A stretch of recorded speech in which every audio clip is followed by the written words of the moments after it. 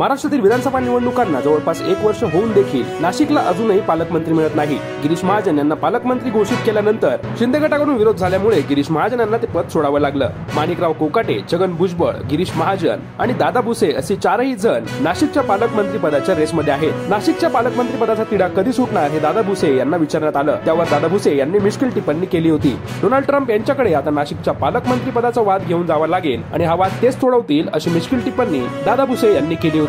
आता त्यांची या टिप्पणीला गिरीश महाजन यांनी देखील प्रत्युत्तर दिलं आहे। गिरीश महाजनांना जेव्हा नाशिकच्या पालकमंत्री पदाबाबत विचारण्यात आलं तेव्हा ते म्हणाले, भुसे यांच्या म्हणण्यानुसार डोनाल्ड ट्रम्प आणि त्यांचे घनिष्ठ संबंध कदाचित असतील, त्यामुळे ट्रम्प यांना नाशिकच्या पालकमंत्री पदाचा तिढा सोडवण्याची विनंती करतील किंवा फोन करून सांगतील की काहीतरी करा म्हणून। माझे तसे कोणतेच संबंध अमेरिकेशी नाहीत किंवा मी तिकडे गेलोही नाही। मुख्यमंत्री देवेंद्र फडणवीस यांच्याशी देखील माझी नाशिकचे पालकमंत्री पद तसेच डोनाल्ड ट्रम्प यांच्याविषयी चर्चा झालेली नाही असं म्हणत गिरीश महाजन यांनी दादा भुसेंना डिवचलं आहे।